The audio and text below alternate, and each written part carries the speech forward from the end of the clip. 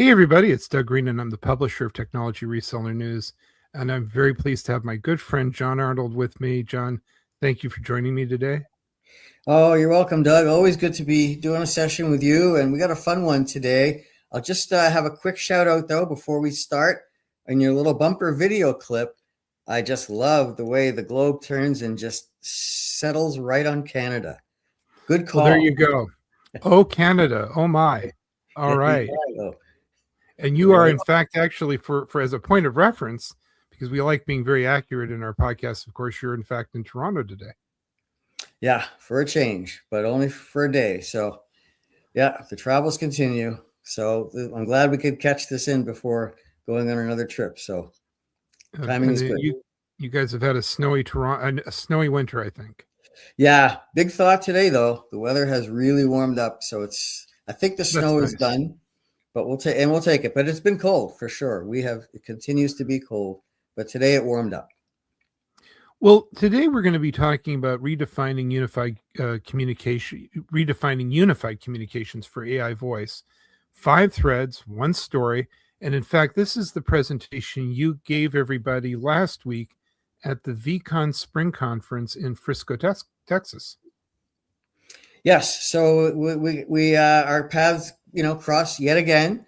So it's worth just putting a bit of a shout out there for Jeff and his sister Lauren, and of course Thomas McCarthy Howe and the vConic Foundation. This is the epicenter of the vCon movement, which I think is an accurate way to describe it, Doug, right? I mean, we're talking about something that isn't quite in the market yet, but the momentum is building and all the groundwork is being laid by these folks to get this concept of vCon to a point where it can become an IETF standard.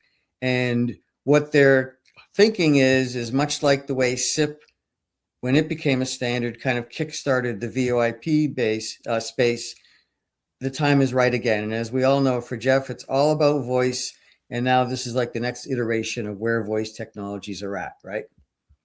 And before we move on, it's probably good for us to define a term. What is vCon? Oh, don't ask. I don't know. Actually, nobody really knows. So vCon is virtual conversations.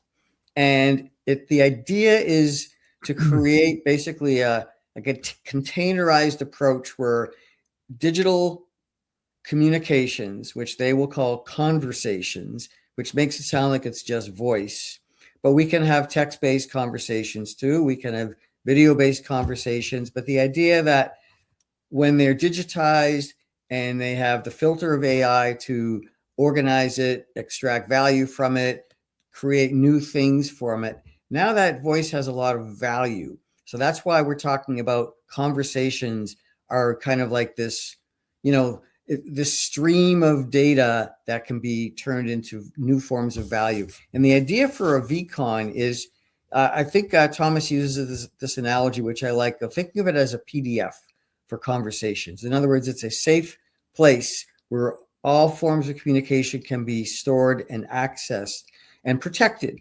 So it's also a bit of a blueprint or a fingerprint, really, for the genesis of a communication. So in other words, if you need to prove that I said this or you said that, this happens to be really important in regulated spaces, right?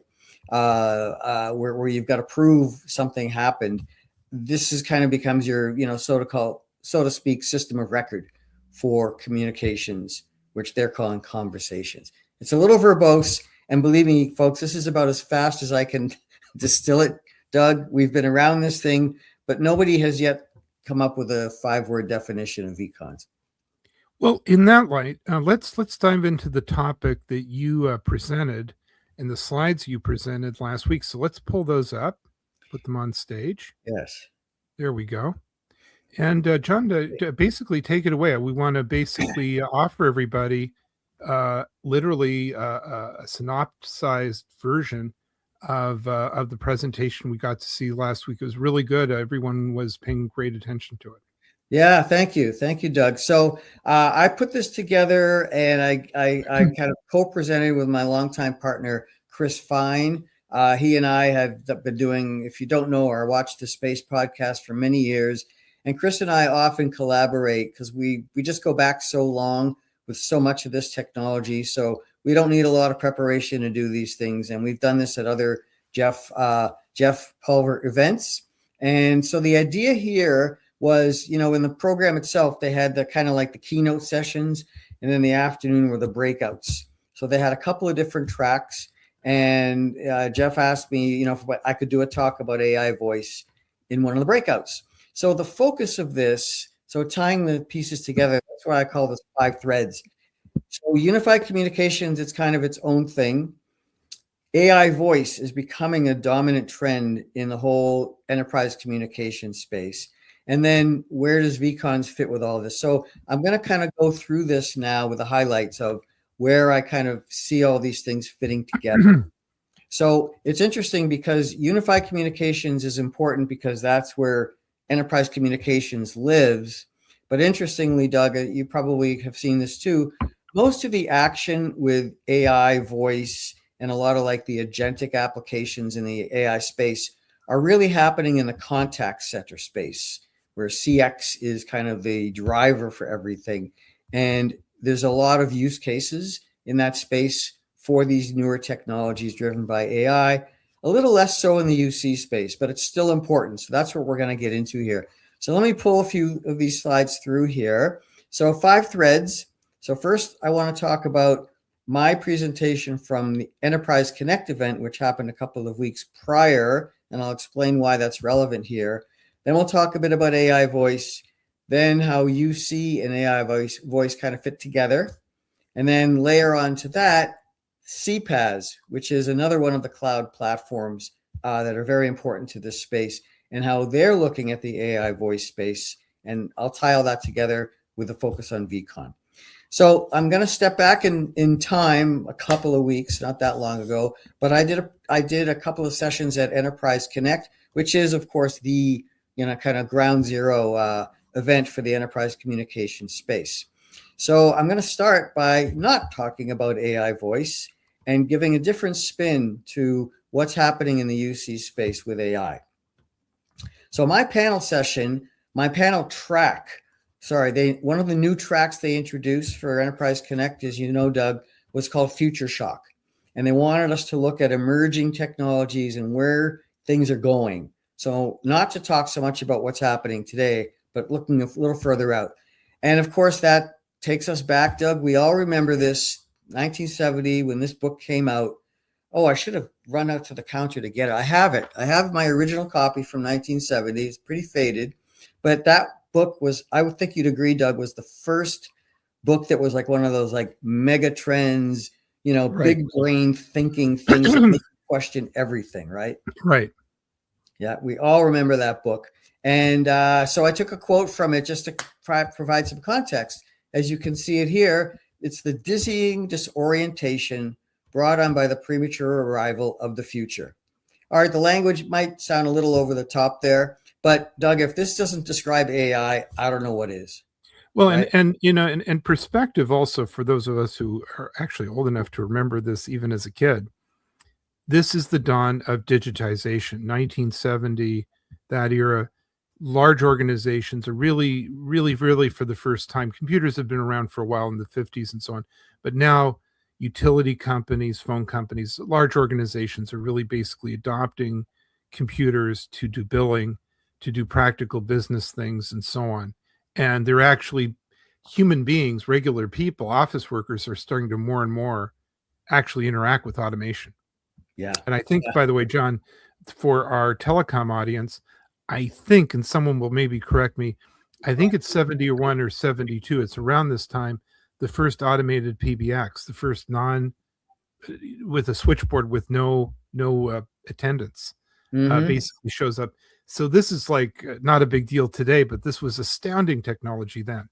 Well, and just the move from, rotary dial to DTMF to the push button phones. And I even remember back then, if you wanted push button, you had to pay, I think, an extra $2 a month for that capability, for the advanced digital tools that it provided. So it maybe seems laughable by today's standards, but I love reading stuff that's either futuristic or science fiction based, that's written in a time before the digital age came and computers were a thing. This was Right. before we had anything like that. So we're thinking of this purely in a human context. And some of it's alarmist, of course, but some of it, the thinking, people don't think like that now because they're so conditioned by technology. Right.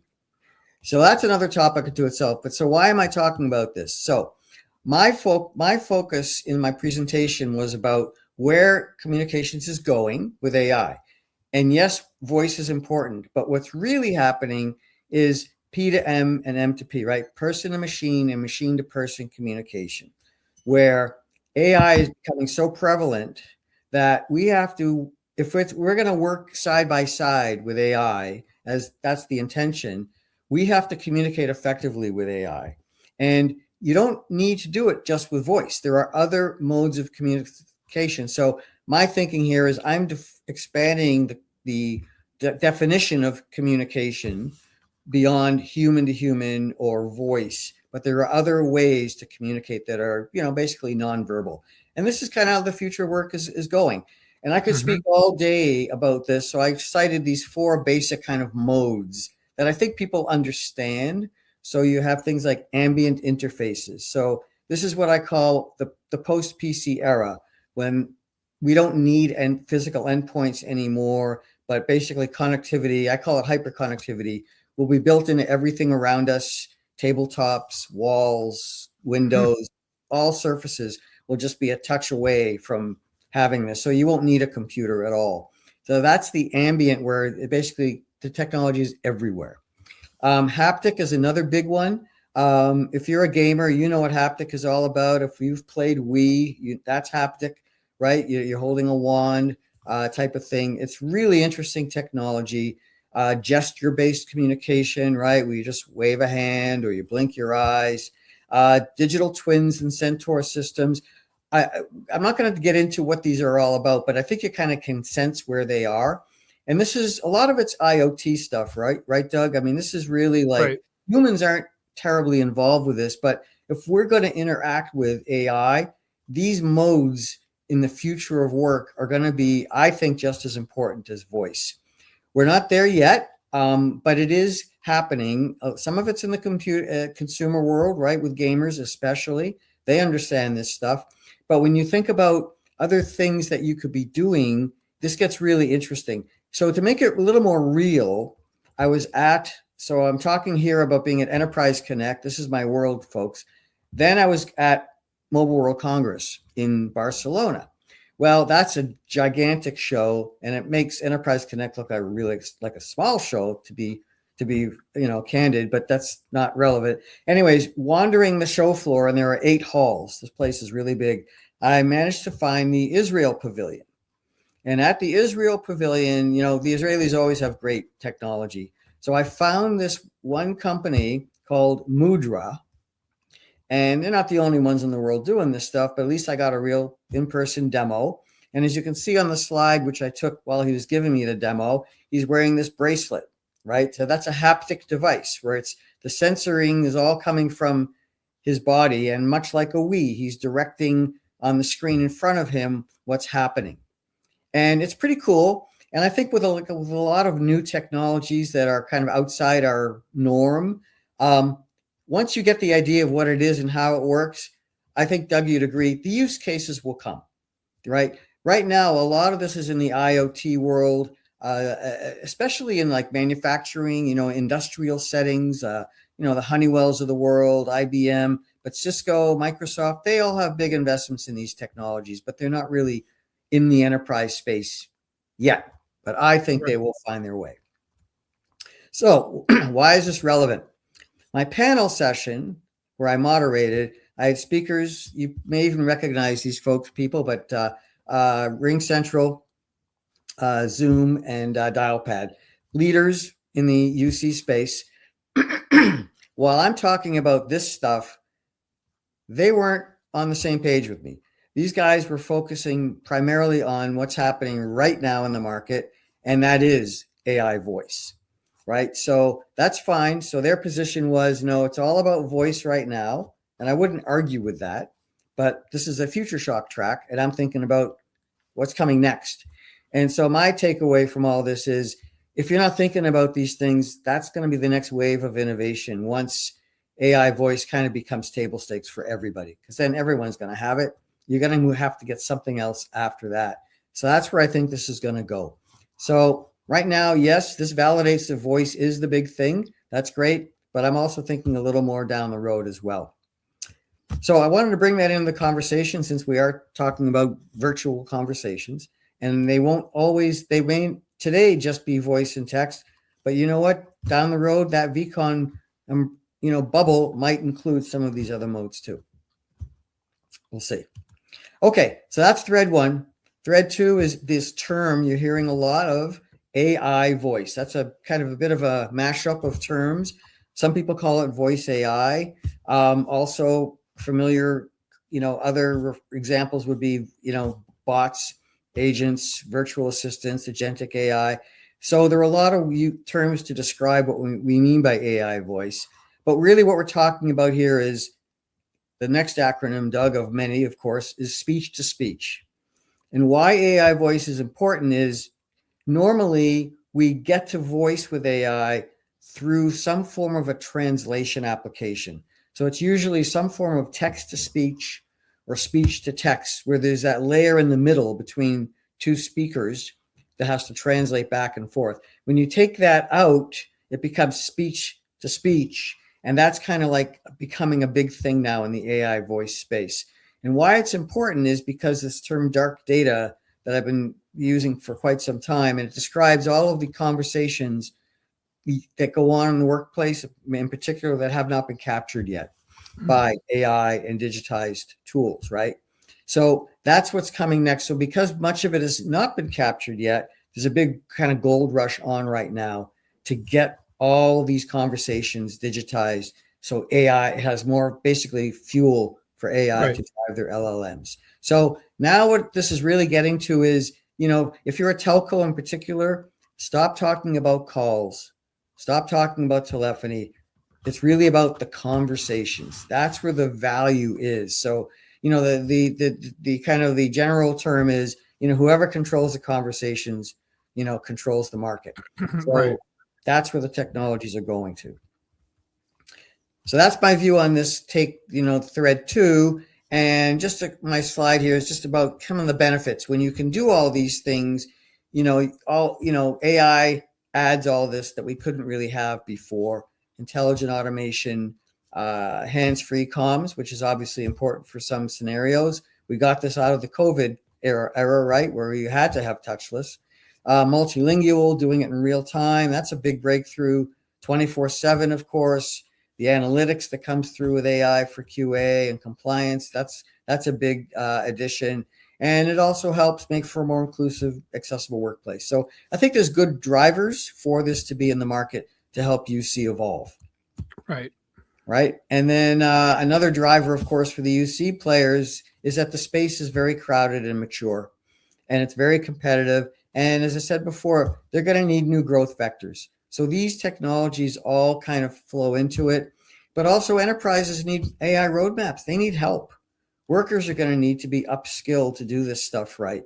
So if you can kind of bring this AI voice concept to the market effectively, it's helped solve a lot of these problems. It's a use case for AI, and it makes workers more productive and more comfortable using AI. All right, so there's our thread there. And just very quickly, why I'm talking about this in the AI space for UCaaS, is that it's in the market now. So RingCentral, for example, has their kind of new suite, AIR, ACE, AVA. Zoom has ZVA, Zoom Virtual Agent, Cisco, Infobip, etc. All of these vendors have these offerings in some form or another in the market now. But you look at this list, Doug, and as you see, it's mostly for contact center, mostly CX. Right. So UCaaS is important, but if you really want to get to the center of the action, CCaaS is really where most of the stuff is happening. I mentioned Infobip in here for a reason, because they're really more of a CPaaS player. And again, that's another kind of driver for adopting these innovations. This slide, of course, will be impossible for you all to see, but it's a good example of how messy the AI voice ecosystem is. There's, a a lot of players, a lot of money funding a lot of startups that don't have any track record.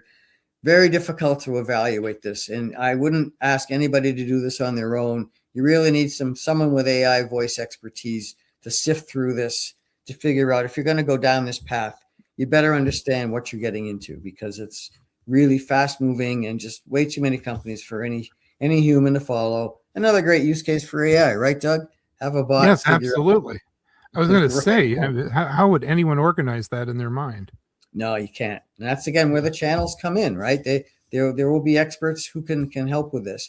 I'm citing this, by the way, from Sierra Ventures through this CCaaS Association report. I'm going to get to that in the next thread, so I'll hold off on that. So that brings us to this. So if you don't know, this is the CCaaS Association, and Que they pasa? Que pasa? Okay, that's right. Que pasa? Que So pasa? that's Rob Curvers, and I think who's the other guy? Is it Kevin Northcott? Yeah, Kevin Othercutt. Yeah, that's it. So these guys are, and I know Rob is based in Amsterdam, but they're the champions for this CPaaS space. And Rob Gallup. okay, thank you. Yeah. So these guys are driving different types of innovation, but with the same technology, right? So again, I think of UCaaS, CCaaS, and CPaaS as kind of like the three-legged stool of cloud. And I think this space is really just as important. So they just published this report. It's about 70 pages. It's very dense, and it's publicly available. So I don't have to tell you, it's not hard to get, and I'm not stealing anything out of school that I shouldn't be saying. No. But that's the title page of the report. Not hard to find. You can always follow up, folks, with us after to get the link. But I just want to share a couple of slides to provide a little more context for how they're viewing the AI voice story. So again, I'm not going to get into the details here, but the big idea for this slide is how we talk about the full life cycle of a call, right? Or conversation, right? So, and many of the cloud vendors talk like this as well. They talk about this range, this spectrum, pre-call, in-call, post-call. And at each stage of a conversation, there are certain needs and applications where AI comes in. So this slide is a nice summarization of some of the things at each stage of the call. So like in the contact center space, they talk about the customer journey. And this is a bit like that too, where you look at the whole picture, not just one leg of it, because there's value opportunities in all of these three spaces. So the report goes in a little more depth to this. So I just thought it was a good visual to bring in. And similarly here, where the value comes, right? And it starts the far left, as it says here, transactional improvements. Okay, that's kind of the low-hanging fruit, the today stuff that happens. But as you kind of get further along using AI voice applications, you kind of go up the ladder a little bit. So now you can start looking at these quality improvements and then the holistic improvements. So basically you're moving from like tactical to strategic, right? So over time, and it shows some, a timeline at the very bottom of the slide, how long it's going to take. But this is how business leaders, IT leaders need to be thinking about, what are we going to do with this AI voice thing? And where does vCons come in? So that's going to be the fifth thread here. Okay, and vCons. I think this is the last slide, Doug. Tying it all together. So as I mentioned earlier, what SIP was to VoIP, vCon is to AI voice. So that's why where it ties together here. If you're thinking about AI voice, you should be thinking about vCon. Why? Because it's interoperability. So anybody who's been through these earlier generations of technology breakthroughs in the comm space knows, you got to move away from proprietary systems, which proved to be the death of the PBX, like you mentioned PBX earlier, Doug, right? Right. Without interop, you have just these islands, and it's the workplace. Every network environment has to be interop now. It's the only way you can share applications. Right. And then the other thing is with voice, why it's so important is it keeps AI human centric, right? Because if we move away from voice altogether, AI is going to develop its own language that we're going to have to kind of kowtow to. So I've mentioned all three platforms and how voice does make them better. And yes, ops for both vendors and service providers. And I do want to do a small shout out here, Doug, to Dean Bubley, who also ran a breakout session like this one. And he did a great job outlining the service provider, the telco opportunity, where this really comes in to help their businesses evolve. So But you did a segment on him too, right? So I'd steer readers to that one if you want to see what the telco opportunity is. Yeah, and then to tie that off, there are some basic caveats that we don't have time to touch on, but of course, there's risk to every form of innovation. So here, of course, privacy and security issues are a big deal. Compliance. So there's this term compliance by design. And this is how you have to start thinking with AI voice. You can't tack it on later as something, it's like a checkbox thing you have to do for the regulators. You have to really think about this because, like I said, with the non-verbal forms of AI earlier. Not yet there yet. I'm just trying to say in the non-verbal forms, we open up so many more kind of streams for AI to interact with us. That creates a lot more kind of leakage points that can be problematic with compliance. So you got to think in design terms to build it in from scratch to make sure you cover yourself.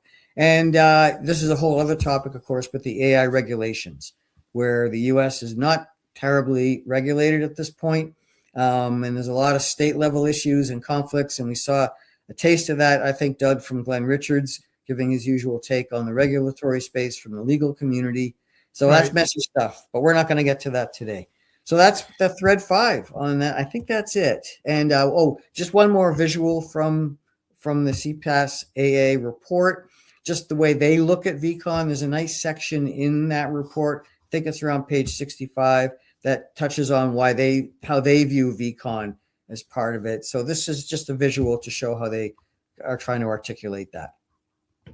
And that, I think, is the last slide. Yes, so that was from the event itself, but that's actually from an earlier Jeff Pulver event with Jeff. Anyway, so that's that. So I think we're through it. John, if you wouldn't mind go back a 1 or 2 slides, because I want to.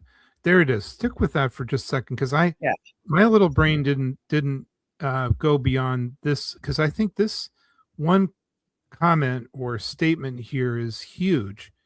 Not that everything else isn't, but what SIP was to VoIP, vCon is to AI voice.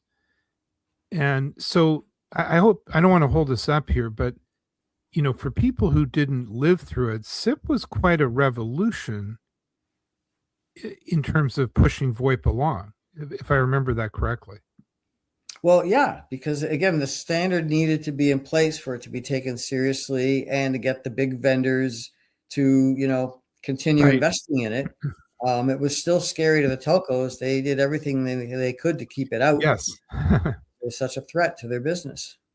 So it's interesting. Let's stick with that for a second, because I think we're seeing maybe some of the same behaviors a little bit.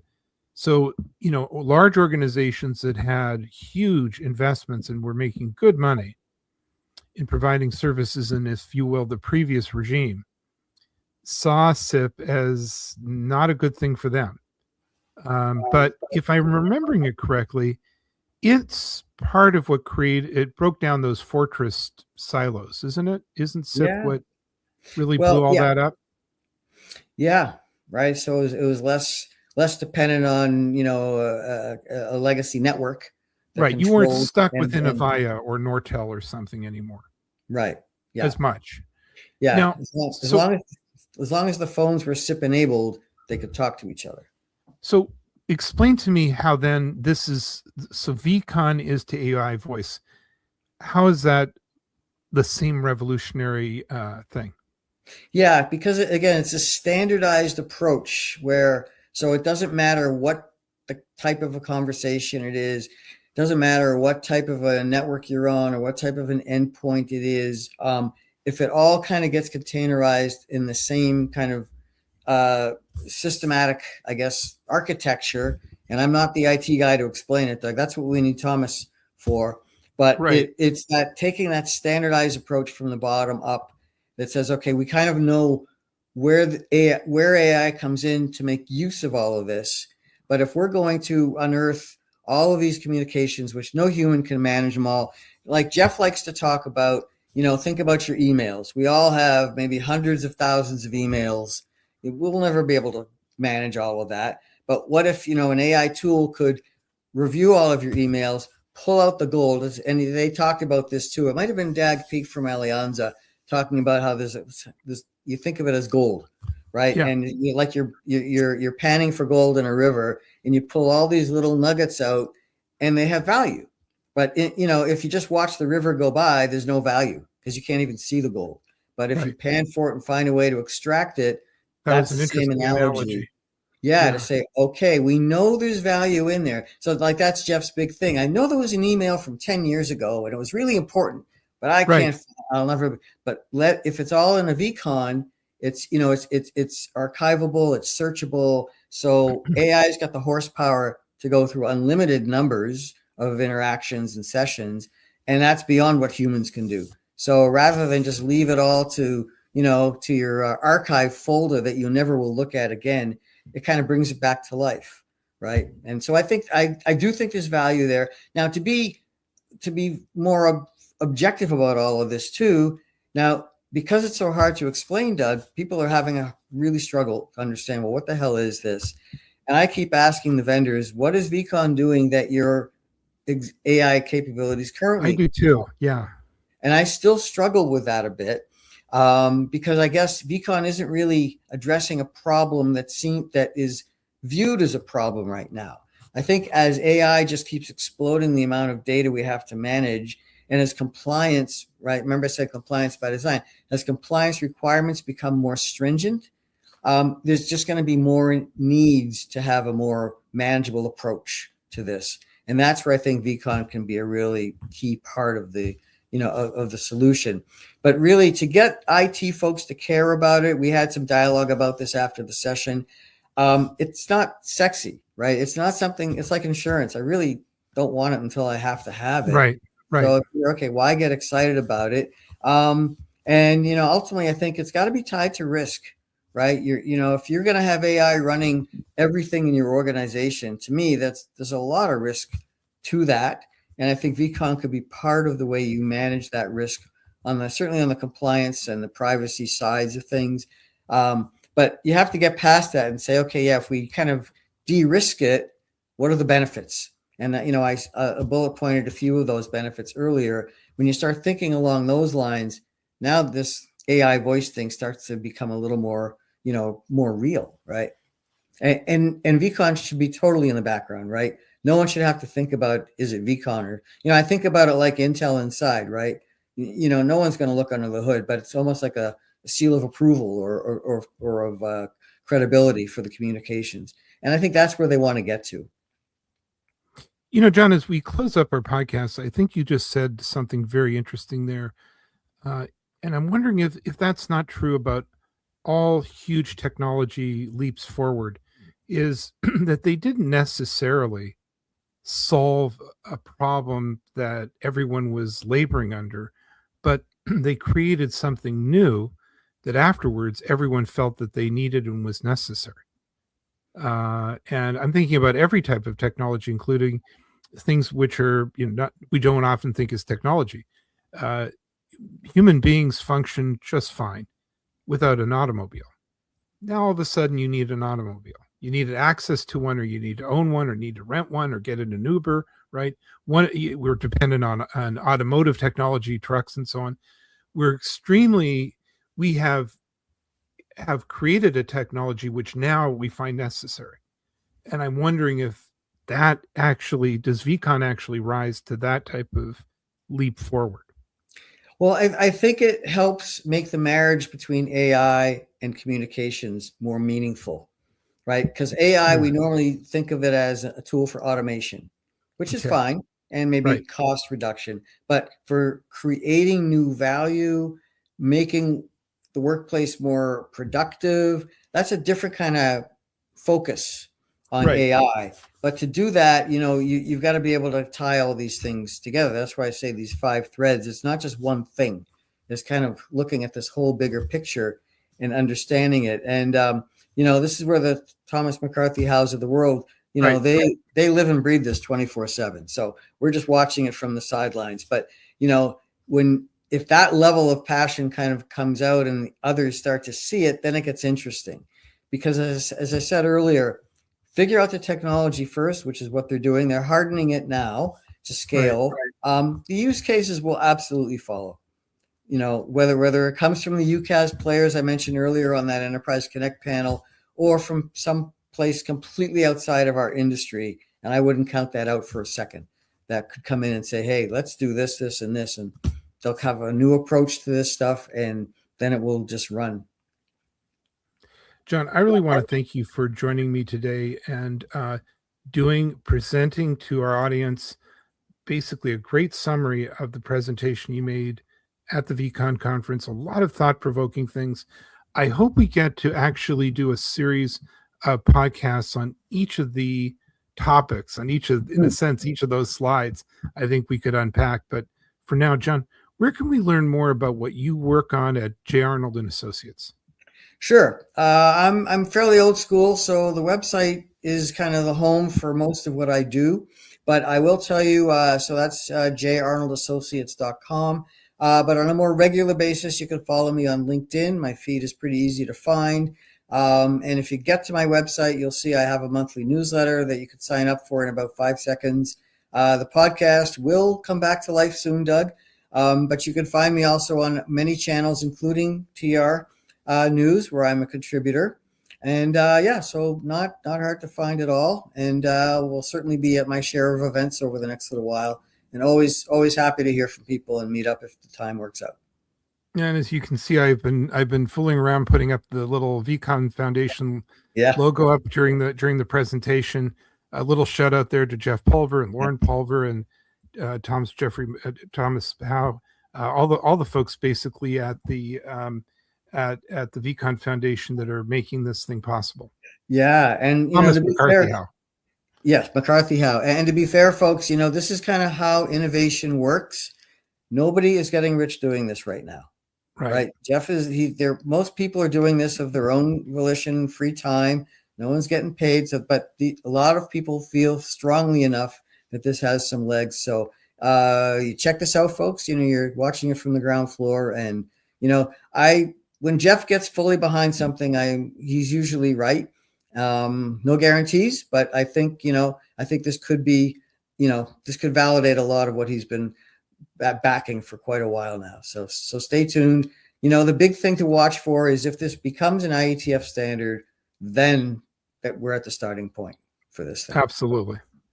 Well, Jon, again, I'm looking forward to actually doing those additional podcasts. But for now, thank you very much indeed. Okay. Yeah. Thank you, Doug. Thanks everybody for listening and watching, and we'll see you soon.